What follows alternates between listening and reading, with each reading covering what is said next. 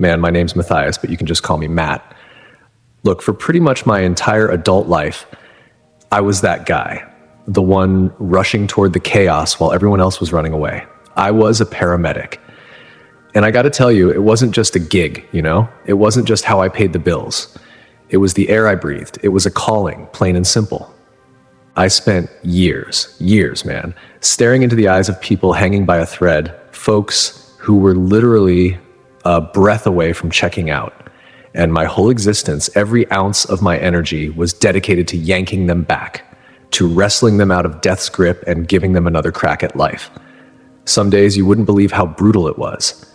The sun coming up after a 24-hour shift, your bones aching, your mind replaying the trauma you just witnessed. The smell of smoke, the sound of a mother screaming, the coldness of a hand slipping away. You see people at their absolute lowest, their most raw. They're vulnerable, broken, scared, senseless. You become this temporary, desperate god in their eyes, and sometimes you fail. Sometimes, no matter how hard you push, how fast you drive, how perfectly you follow the protocol, the person on the stretcher just doesn't make it. And that feeling, that hollow ache in your gut when you have to pronounce the time of death, that never gets easier. Never. I'd lost count of the number of last breaths I'd been a witness to, the number of hands I'd held while the light went out, the number of families I'd had to comfort with those stupid, useless words like, we did everything we could. The finality of death, man, it's a heavy thing. It weighs you down, sinks into your soul, and changes how you see the world forever. But here's the thing that always messed with my head, the little whisper in the back of my mind that wouldn't shut up. Why?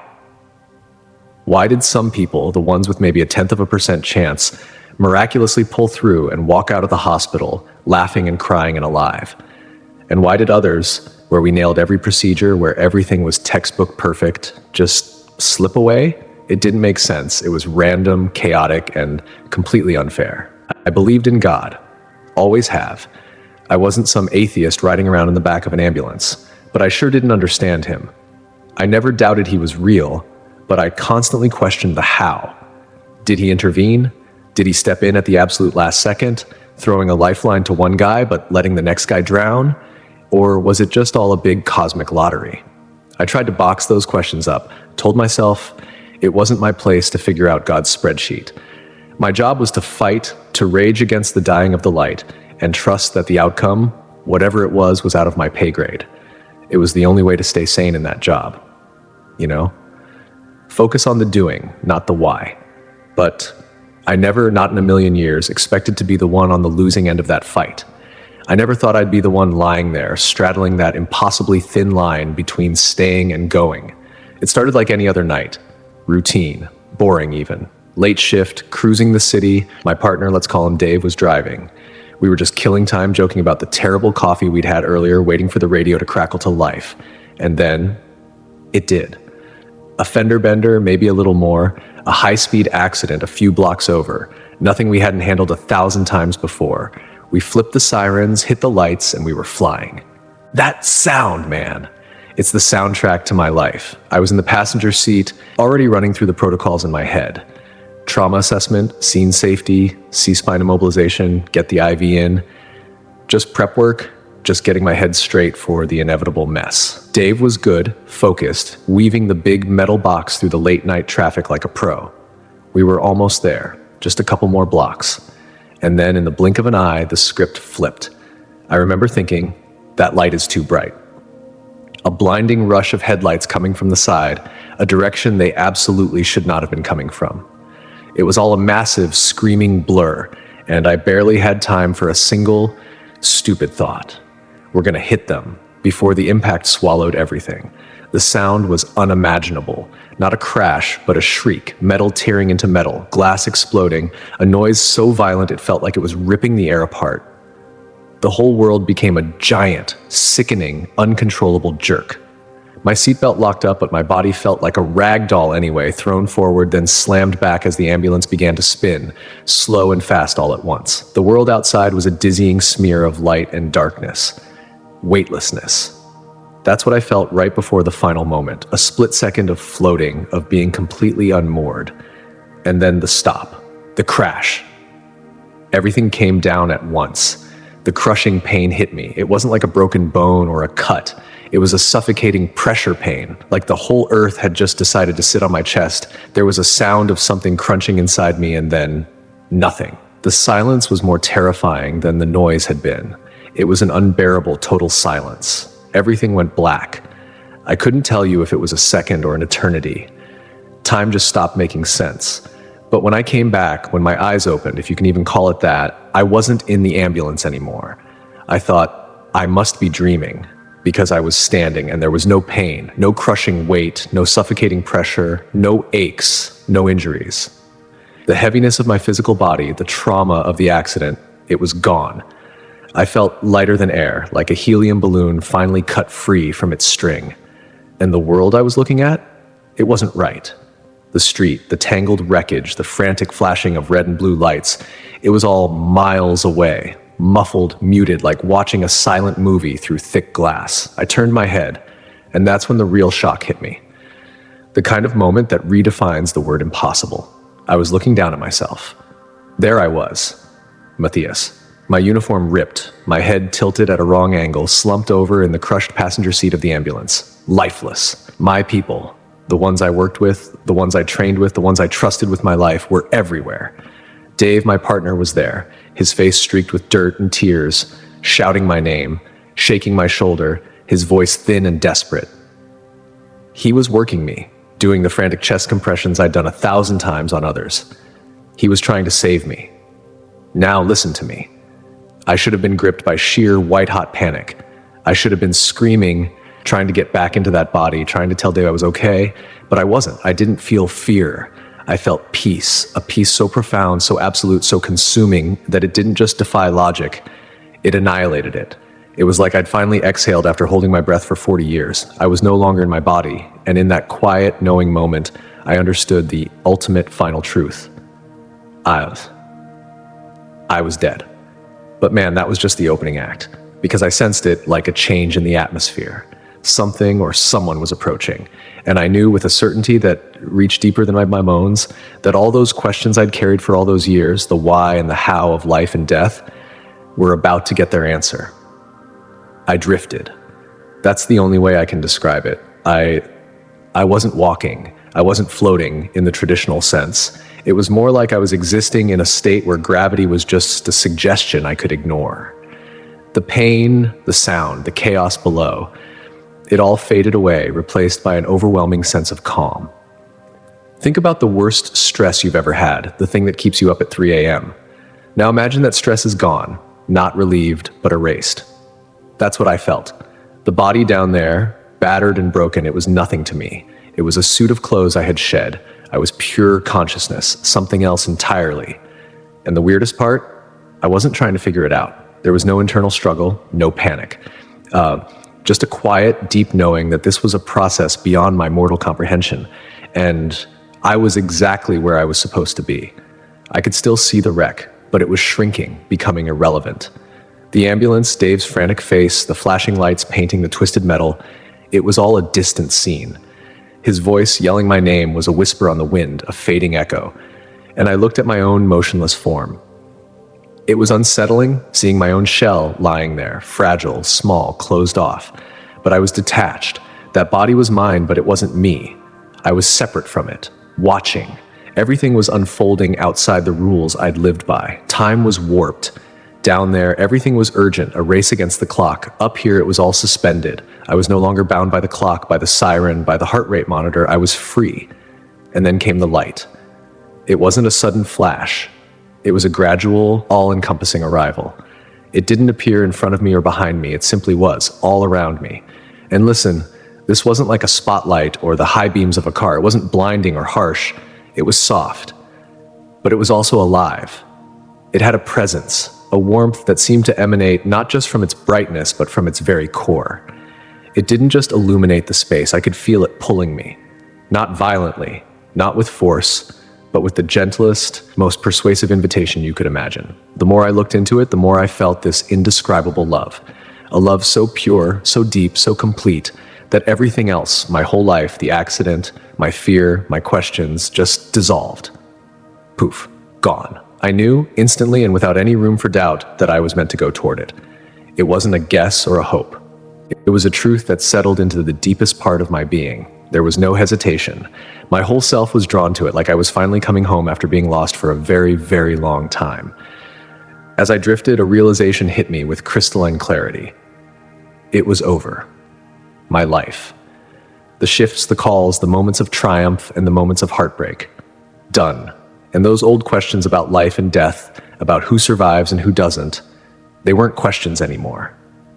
I was living the answer, and the answer wasn't darkness, it wasn't emptiness, it wasn't something to be feared, it was leading me somewhere. I was about to understand everything. I was leaving the world I knew, but I wasn't alone. Someone was waiting. And then I was there. The light shifted, changed, gained depth. It wasn't just brightness anymore, it was a form. And standing right in the middle of it, I saw him. I didn't need a name tag. I didn't need an introduction. I simply knew. Jesus was there.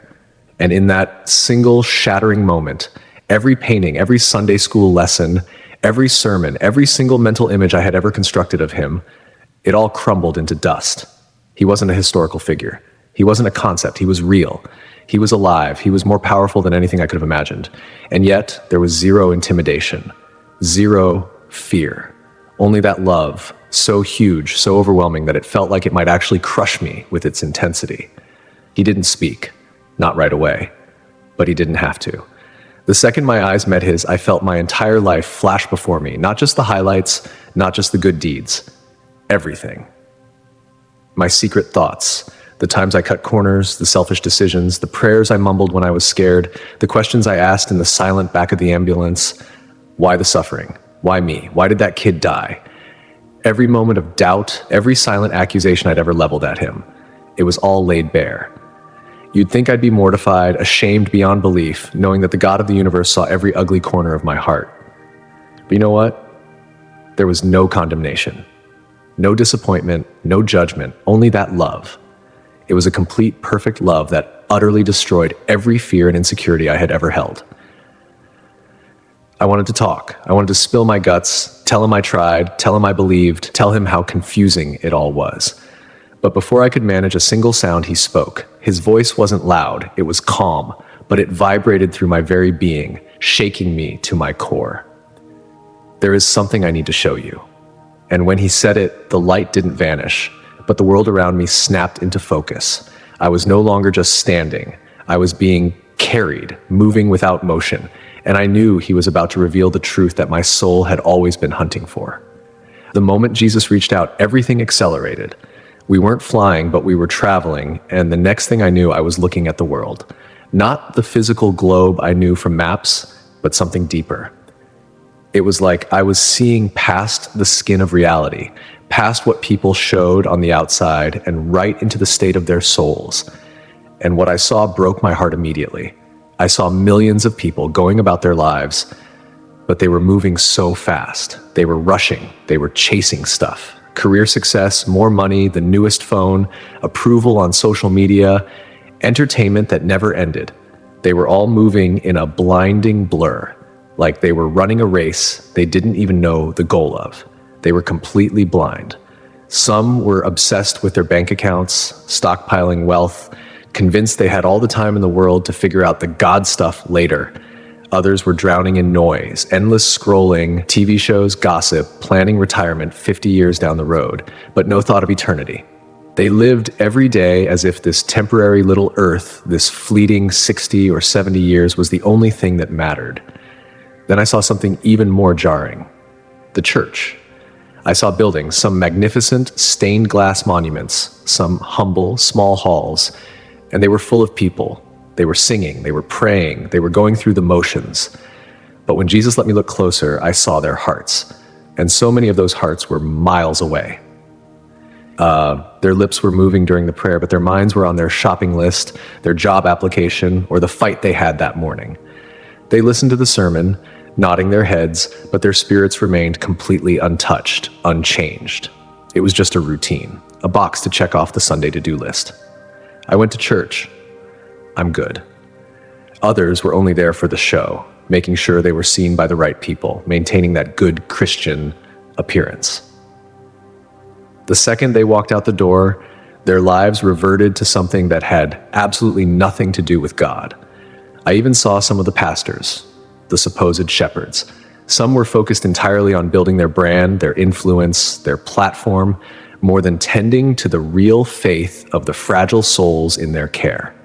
Others were terrified of the truth, so they watered down the message, making it palatable, telling people only what felt good, what was easy, what kept the pews full.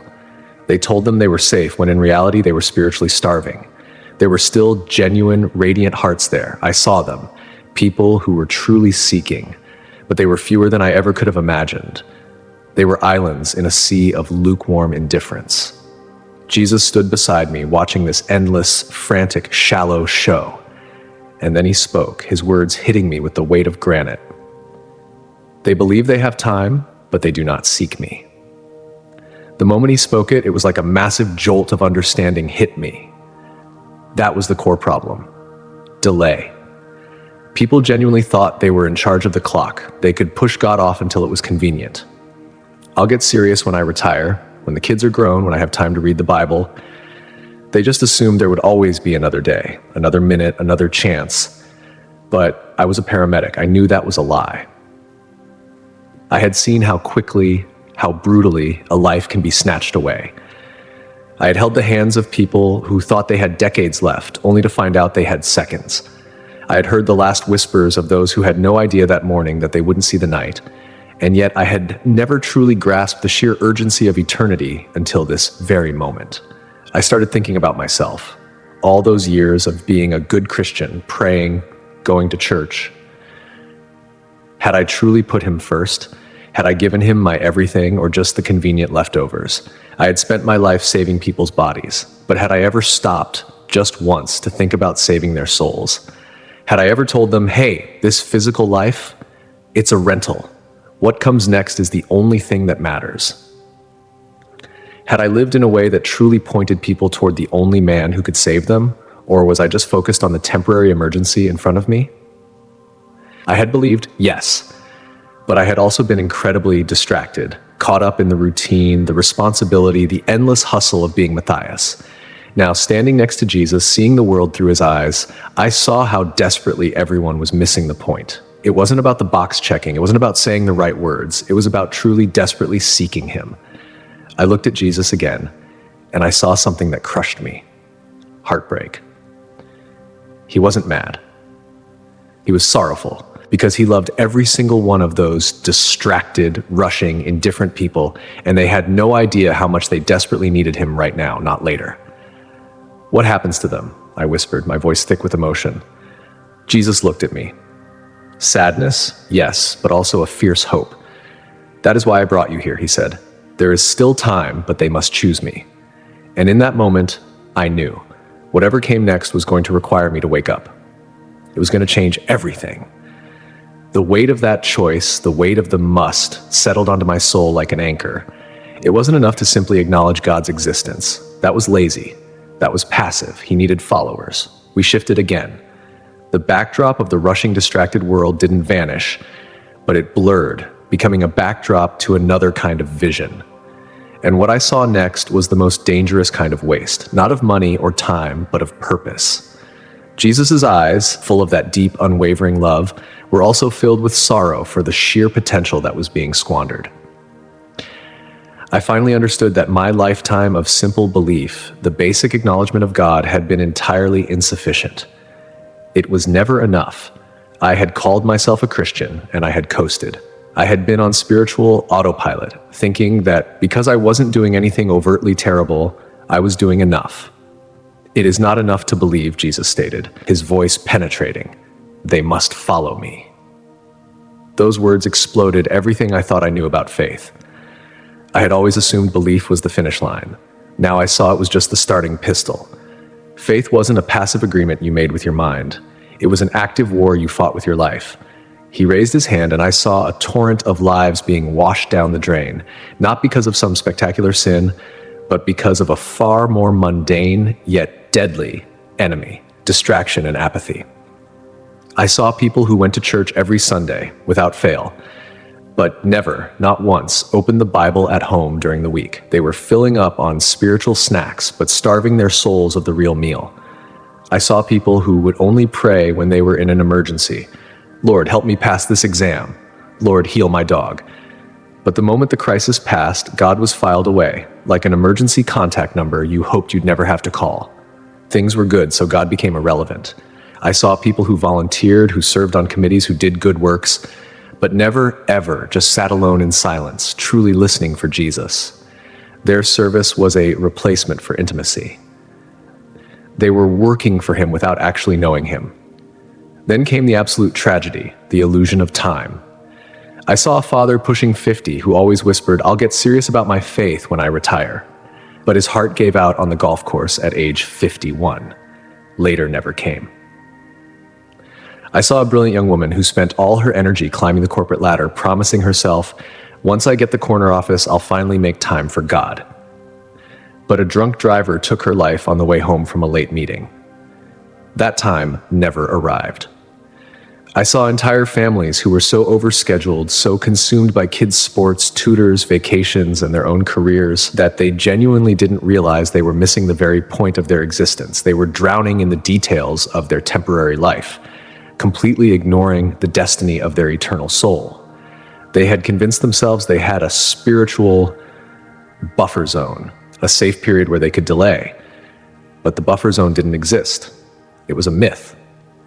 And then again, I saw myself.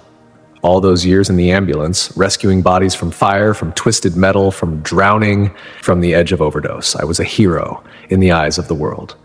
But I saw all those saved people walking back into their lives, and I realized I had done the physical equivalent of bailing water out of a sinking boat. But I had never once mentioned the life raft, the one thing that could permanently save them from the eternal storm. How many people had I missed? How many perfect, desperate moments of vulnerability had I squandered because I was too focused on the temporary fix? I had helped them with their minutes, but ignored their eternity. The shame, the regret, the crushing weight of lost opportunities was almost unbearable. Jesus' voice was the only thing that kept me anchored, calm, but uncompromising. They must stop delaying their faith. They must live for me now. Those words weren't just for the distant people I saw. They were the fire under my own feet.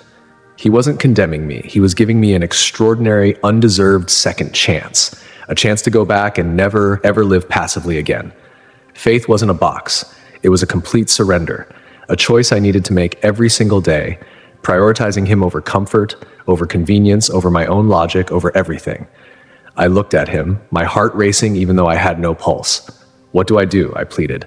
His eyes, full of that deep, patient love, were the only answer I needed. "You must go back. You must tell them." I didn't know how. I didn't know who would believe me. But one thing was certain. If I was given the unimaginable chance to return to that temporary world, I would never, ever be the same passive Matthias who was content to just check boxes. The vision of the wasted, distracted world faded. Everything dissolved into a pure, overwhelming light once more. And in its place, something else unfolded before me. Something so mind-blowingly perfect, so far beyond anything our pathetic human language can describe, that for a moment I forgot everything else. I was standing in a place that made every beautiful moment on Earth look like a faded photocopy. It wasn't just beautiful, it was alive. The colors weren't just colors, they vibrated with joy. The sound wasn't noise, it was a pure, breathtaking harmony that filled not just the air, but the very core of my being. Every breath I didn't take was filled with a peace I had never, ever known. Not just the absence of fear, but a perfect, consuming peace. All the burdens, all the doubts, all the questions I had ever carried, they were gone, wiped clean, replaced by a sheer, unstoppable joy that made me feel like I could burst. I was home, and then I saw them, countless people. And they weren't just standing around, they were glowing. Their faces were radiant, their eyes filled with a light so pure it was intoxicating. The love between them, the unity, the complete and total lack of worry. It was a societal structure I couldn't even dream of on Earth. There was no division, no struggle for status, no trying to impress anyone. They were simply with God, and that was enough. It was everything. Some were singing a sound so rich it felt like the very definition of music. Others were embracing, laughing, their faces ageless, free from the marks of time and stress, and I knew why they were there. These were the followers. These were the ones who hadn't just believed in God. They had surrendered everything to Him. Their plans, their careers, their comfort, their whole lives. They chose faith over fear, obedience over convenience. They hadn't delayed. They had chosen Him now. And this was the promise fulfilled. Jesus stood beside me, watching my reaction. I turned to Him, my voice nothing but a whisper of awe. What is this place? He looked at me with an infinite love. This, He said, is what I have prepared for those who follow me with their whole heart. The words sank into me. This wasn't a reward for being perfect. It wasn't a prize for the people who never failed. It was a gift, a final, eternal home for the ones who had fully trusted Him, who had chosen Him over the temporary, who hadn't settled for passive faith, but had truly given themselves away. And I wanted to stay. Everything in me screamed for me to remain right there, to join them, to let go of the pain, the struggle, the heartache of the life I'd left behind. For the first time, I felt no pullback toward earth. This was where I belonged. This was the true north. But then, the peace was invaded by a profound, heavy realization. I wasn't finished. My time here was a visit, not a permanent residence. Before I could speak the protest I felt rising in my soul. How can I leave this? Jesus turned to me, his expression tender but absolutely firm. You must go back, He told me. The words were a physical jolt, pulling me away from the perfect safety that enveloped me. Go back? How could I possibly go back to the noise, the pain, the apathy? Jesus saw the struggle written all over me. He knew my heart was aching to remain. He placed a hand on my shoulder, anchoring me. There are many who still do not know, He stated. They must hear, and you must tell them. The weight of those words was heavier than the car wreck. If I stayed, this message, the truth of the delay, the urgency of faith, the reality of this eternal destination would die with me. It would be an untold secret. I looked at the radiant faces of the people in heaven. They had made their choice. But what about the millions still down there, caught in the rat race, thinking they had time? The ones I had saved physically but spiritually ignored? I dropped to my knees in that place of perfect light, overwhelmed by the burden of the assignment. My soul was torn. Comfort versus calling, silence versus truth. I looked up at Jesus, tears blurring the pure light around Him, and whispered the only words that mattered. Lord, I will go. The moment I surrendered, a peace deeper than anything I'd felt before radiated from Him. He was pleased. He stepped forward, His hands steadying me, embedding a truth into my very being. No matter what happened when I returned, I would never be alone again. Then go, He commanded, and tell them. The world warped. The golden light, the perfect harmony, the overwhelming love, it all began to retract, pulling away from me with a speed I couldn't process. I was being sucked out, away from the place my soul longed to be forever. I couldn't memorize it. I couldn't hold on to it. And then, without any warning, I was gone. A sudden, violent jolt tore through my entire essence. It was like being yanked from the deepest, most perfect sleep into a world that was suddenly too heavy, too loud, painful. I gasped. My lungs burned, rising violently, sucking in air as if I'd been underwater for days. The physical weight of my battered body returned all at once. Every ache, every throb, every reminder of the crash flooded my awareness. I wasn't floating anymore. I was heavy. The sounds were chaos, frantic voices, the irritating, rhythmic beeping of hospital monitors, hurried footsteps. I couldn't process it, but then I heard a voice, sharp with shock and relief. He's back! Oh my God, he's back! I blinked against the aggressive fluorescent lights. The world was dense, like wading through thick mud. My head was pounding, my limbs felt like lead, but the heaviest thing was inside me. The absolute, undeniable knowledge of where I had just been. A doctor, a guy I'd known for years, leaned over me, his face a perfect mask of bewildered relief. You had no pulse, Matthias, he choked out, still half in disbelief. We worked you for a full 10 minutes. You were gone, and now you're breathing. Your heart's beating like you just woke up from a nap. They called it a miracle. They put it in the charts as a spontaneous return of circulation. But I knew the medical terms were a lie. It wasn't random chance. I had stood before Jesus. I had seen heaven. I had been given a mission. The next few days were a painful blur of IVs, x-rays, and physical therapy. The doctors couldn't explain it. My body was broken, but my heart was strong. The medical explanations didn't matter. Only the message mattered. I was a man on fire, a messenger with a deadline. The first people I told were my family. I sat them down in my sterile hospital room, my hands still shaking, my voice hoarse from the tube they'd put down my throat. I told them everything. The crash, the lightness, leaving my body, the face of Jesus, the vision of the distracted world, the urgency of faith, the breathtaking beauty of heaven, and the final choice he gave me. I watched their faces. My mom cried, clutching my hand, whispering, "I believe you, honey." My sister sobbed, confessing she knew her faith had been lukewarm for years. But I saw the hesitation, the quiet doubt. My brother forced a polite, pitying smile. "Maybe, Matt," he said gently, looking anywhere but my eyes. "Maybe it was just a dream, a hallucination. Your brain was under extreme trauma." I didn't argue. I didn't need to. I knew the truth was not negotiable. I told my coworkers next. The paramedics. They were the ones who had seen me flatline. They had seen the death and the chaos. When I told them about the delay, about the souls of people rushing after nothing, about the pastors watering down the truth, some of them listened. Some of them nodded slowly, a deep, unsettling recognition dawning in their eyes. They had seen the randomness of death, and they were looking for an answer to the why I had always asked.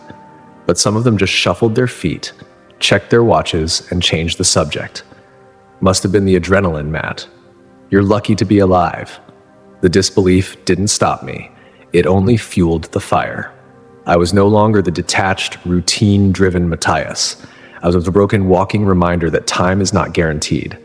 My whole life became about that message. I started slow. I had to learn to walk again. But the entire time, my mind was racing. Tell them. Tell them now. I started talking to my doctors, my nurses, the janitors, anyone who paused long enough to make eye contact.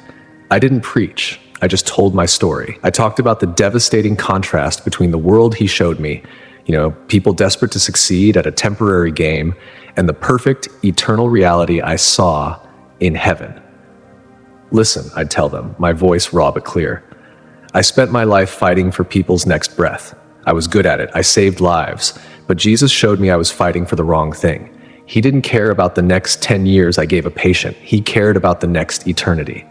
And most people, they're just drifting, waiting for a convenient moment to hand their lives over to him. I spoke in a way that was simple, stripped bare of all the religious jargon that drives people away. I used the language of the street, the language of the ambulance bay, the language of real life. I told them about the trap of delay. I told them about the man who thought he had time only to lose it on the golf course. I told them about the woman who chased the corner office and lost her soul on the highway. I made it real. I used the manipulative technique of absolute honesty. I was like you. I was coasting. I thought belief was enough. I was wrong. When people would ask me what the message was, what Jesus wanted them to know, I would tell them the two things that he ingrained in my spirit. They weren't complicated. They weren't a list of new rules. They were life or death realities. First, stop delaying your faith. Live for me now. I explained that God doesn't want your leftovers. He doesn't want the last 20 years of your life after you've spent the best of it chasing temporary fixes. He wants the now. He wants your prime. He wants your whole, messy, distracted heart. I challenge them. Don't you dare think you have a spiritual rain check. You don't. That accident I was in, it took my life in 1 second. You have no guarantee of tomorrow. You are gambling your eternity on a promise that was never made to you. Second, it is not enough to believe. You must follow me. I talked about the difference. Belief is acknowledging the existence of a God. Following is rearranging your entire life, your spending, your relationships, your goals, your time, around the person of Jesus. It means turning off the noise and starting to listen. It means picking up the cross, not just the checkbook. It means that what you do on Monday morning should look different because of what you claim to believe on Sunday morning. I told them about the heartless prayers, the empty pews, the pastors preaching comfortable lies. I told them that Jesus sees the difference between the show and the surrender. I started healing physically, but the change in my spirit was 1,000 times more profound. I eventually left the hospital and went home, but my home wasn't the same. The whole world was muted. I was walking among the living dead, the spiritually asleep. I saw every person as a soul rushing toward a destination they were utterly unprepared for. It wasn't depressing, it was urgent. It was a massive, screaming emergency. I knew that the old Matthias was truly dead. I couldn't go back to the ambulance. How could I worry about a broken arm when I knew people were heading straight for eternal separation? I had to find a new way to be a paramedic, a spiritual paramedic. I started going to churches, not to criticize, but to tell my story. The lukewarm ones didn't like it. They didn't like the urgency. They didn't like the idea that they might not be doing enough. The comfortable, well-dressed people would shift uncomfortably in their expensive suits when I talked about the trap of delay. The leaders who were more focused on the building fund than the gospel would politely usher me out, afraid I'd upset the status quo. It's too intense. Matthias, you're scaring people. But then there were the others, the hungry ones, the ones who already felt that gnawing emptiness, that sense that something huge was missing. Those people, the ones already on their knees, they listened, they cried, they asked questions, and they started to change. They started turning off the TV, closing the social media apps, opening their Bibles, and actually seeking. They realized that the world Jesus showed me, the world focused on chasing wind, was their world, and they were desperate to get out. I would talk about the vibrancy of heaven, the absolute, pure, undeniable love that permeated every corner of that place. I would talk about the joy of the people there, the kind of joy that came from having finally stopped fighting and having finally arrived home. I would tell them, you think success is a big house? You think fulfillment is a promotion? I've seen the real deal, and it makes your biggest earthly ambition look like a kid playing with sand at the beach. You are working yourself to death for something that burns up, but the kingdom, that is built with love, with surrender, with following, and it lasts forever. I knew that many, probably most, still thought I was crazy. A man who nearly died and came back with a religious fever, a delusion, a trauma-induced story. But every time that doubt crept into my own mind, was it real, Matt? Was it just oxygen deprivation? I would instantly feel the deep, unwavering peace that Jesus had anchored me in. I would remember the feel of that infinite love, the terrifying clarity of the visions, and the final crushing weight of his hand on my shoulder, telling me, go and tell them. That command became my new heartbeat. I wasn't just existing anymore. I was a messenger. Every conversation, every look, every moment of my life became an opportunity to speak the truth. I stopped worrying about what people thought of me. The fear of man pales into insignificance when you have stood before the Son of God. I was freed from the opinions of others, released from the need to be impressive. My only ambition was to be faithful to the mission I had been given. I had left heaven, the most perfect place imaginable, because I said, I will go. I couldn't waste that sacrifice. I couldn't squander that chance. I had been a paramedic for the body. Now I was a voice for the soul.